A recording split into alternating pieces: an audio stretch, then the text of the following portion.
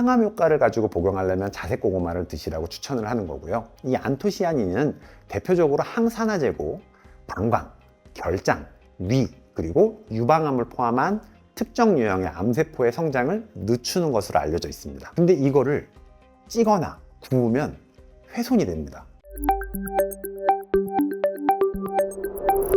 겨울이 되면 자주 생각나는 음식이 고구마입니다. 찐 고구마, 군 고구마, 차이가 있을까요? 고구마의 장점부터 이야기를 한번 해볼까요? 칼륨이 많이 들어있어서 혈압이나 스트레스를 감소시키는 데 좋고요. 식이섬유가 정말 많이 들어있어서 변비를 예방하는 데 좋습니다. 베타카로틴, 몸 안에서는 들어가가지고 비타민 A로 변하는데요. 안토시아닌이라는 성분이 많기 때문에 안구건조증이나 야맹증, 그리고 항산화 역할을 많이 하고 있습니다. 주황색을 가진 고구마에는 베타카로틴이 많이 들어있고요. 항노화, 항암, 항산화 효과가 있습니다. 안토시아닌은 보라색에 많이 들어있습니다. 그래서 껍질이나 자색 고구마에 들어있는데 얘들은 당뇨 예방에도 좋고 인슐린 분비를 촉진하는 효과도 있기 때문에 좋고요. 껍질에는요, 아까 말한 식이섬유, 베타카로틴, 안토시아닌이 모두 많이 들어있기 때문에 먹을 수 있다면 껍질째 복용하는 것도 좋습니다.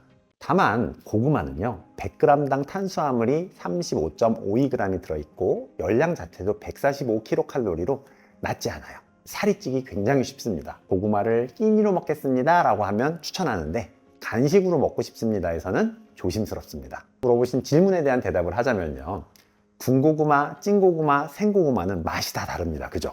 군고구마가 목이 제일 많이 메이고 생고구마가 목이 제일 안 메이는데, 가장 큰 차이는 일단은 찌거나 구울 때 수분 함량의 차이가 나기 때문에 당분의 차이가 생기는 게 한 가지가 있고, 그래서 목이 메이는 것도 있고요. 고구마에 들어있는 이 전분은요, 열을 받으면 당분으로 변화를 합니다. 탄수화물이 메가당이라는 걸로 바뀌는 과정을 거치는데요, 찌는 것보다 굽는 시간이 더 길기 때문에 군고구마가 메가당으로 전환되는 비율이 가장 높아서 가장 많이 달콤하고요, 찐고구마가 달콤하고 생고구마는 이 메가당이 적기 때문에 상대적으로 달지 않습니다. 맛으로만 먹는다면 군고구마가 가장 좋지만 메가당이 많이 들어있기 때문에 GI 지수, 우리가 혈당 지수라고 하는 것이 80 가까이 됩니다. 혈당을 굉장히 많이 높일 수 있기 때문에 당뇨 환자들은 이왕이면은 생고구마를 드시는 게 좋고, 군고구마를 꼭 먹고 싶다고 하면 적은 양을 섭취하는 것이 좋습니다. 고구마가 항암 효과가 있다고 하는데 어떻게 먹어야 이 효과를 높일 수가 있을까요?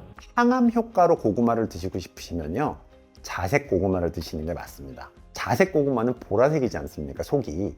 이 보라색은요, 안토시아닌이 많이 들어있어서 그렇습니다. 이 안토시아닌은요, 특정 종류의 빛을 주로 흡수해서 보라색이 되는데, 때문에 과일빛이 붉거나 푸르고 자주 색이 띄는 과일이다 라고 그러면 안토시아닌이 많이 들어있는 겁니다. 항암 효과를 가지고 복용하려면 자색 고구마를 드시라고 추천을 하는 거고요. 이 안토시아닌은 대표적으로 항산화제고 방광, 결장, 위, 그리고 유방암을 포함한 특정 유형의 암세포의 성장을 늦추는 것으로 알려져 있습니다. 그래서 고구마를 항암 효과를 가지고 먹는다는 뜻은 안토시아닌을 충분히 섭취하고 싶다는 이야기거든요. 근데 이거를 찌거나 구우면 훼손이 됩니다. 고구마를 항암 목적으로 복용하실 때에는 맛보다는 뭔가 건강 목적이지 않습니까? 그래서 생으로 드시는 게 좋고요. 다만 얘들을 생으로 먹는 게 효과가 좋은 대신에 소화장애를 유발할 수 있습니다. 고구마를 생으로 먹으면 탄닌 성분이 많이 들어있어서 그렇거든요. 그래서 소화장애가 있는 분들은 좀 조심하시는 게 좋고, 그 경우에는 블루베리 같은 걸로 대체하시는 게 좋은 방법일 수 있습니다. 고구마를 생으로 먹으려고 그러면 제일 어려운 게 뭐냐면 씻는 겁니다. 고구마는 땅에서 꺼내기 때문에요, 잔뿌리도 많고 흙도 많이 묻어 있습니다. 이것을 복용하는 것이 굉장히 조심스러울 수밖에 없는데요,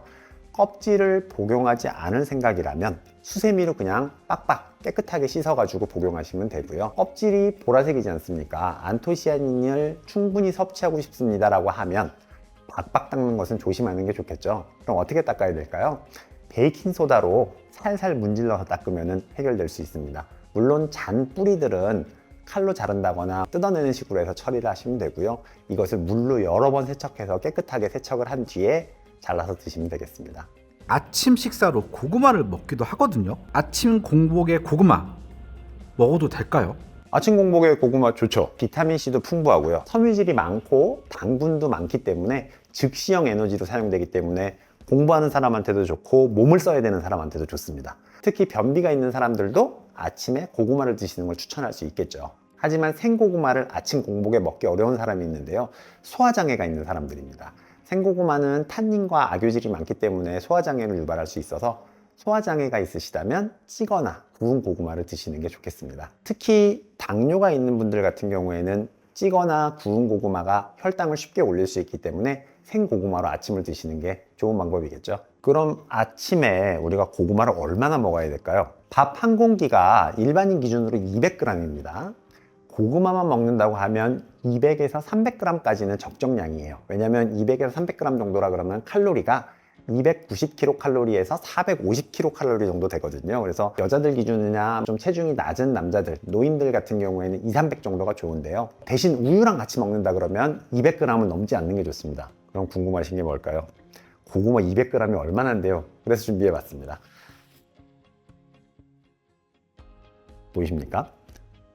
제가 183cm의 남자입니다. 제 손 크기로 요만한 크기 100g입니다.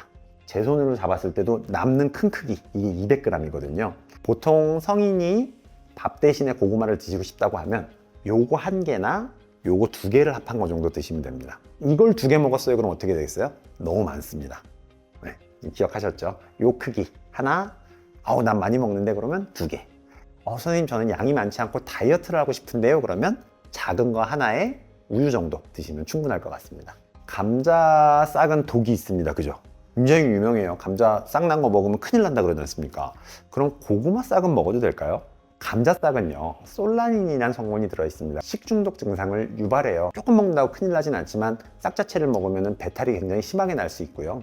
이 싹뿐만 아니라 감자를 봤더니 약간 녹색으로 변한 부분이 있을 수 있습니다. 빛을 받으면 주로 그렇거든요. 그렇게 되면 거기에도 솔라닌 성분이 있기 때문에 푸르게 된 부분들이 있으면 제거하고 드셔야 됩니다.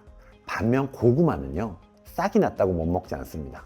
싹 난 거 채로 드셔도 괜찮아요. 하지만 싹이 많이 난 고구마는요, 녹말 성분이 줄어들어 있어요. 그래서 맛이 전혀 없습니다. 싹이 난 고구마는 맛이 없겠구나 라고 생각하시고 그냥 다 드셔도 괜찮고요. 고구마를 가끔 냉장 보관하시는 경우들이 있는데 고구마는 냉장 보관을 하면 금방 썩어버릴 수 있기 때문에 냉장고는 금물입니다. 어떻게 보관하면 좋을까요? 고구마는 빛이 들지 않는 서늘한 곳에 보관하시면 오랫동안 보관할 수 있습니다. 오늘 고구마에 대해서 굉장히 많이 알아보았는데요. 어떤 고구마를 먹을지 고민이 되실 수 있어요. 자색 고구마에는 안토시아닌이 많아서 야맹증이나 시력 쪽에 문제가 있을 때, 그리고 항암 효과를 보고 싶을 때 복용하시면 되고요. 주황색 고구마, 속이 주황색인 고구마들은 베타카로틴이 많기 때문에 비타민 A를 섭취하고 싶으실 때 복용하시면 도움이 되겠습니다. 품종에 따라 당분의 차이도 크기 때문에 당뇨가 있으시다면 이 부분도 참고하시면 좋겠습니다. 오늘 내용도 여러분의 건강에 도움이 되었으면 좋겠습니다. 건나물TV였습니다. 감사합니다.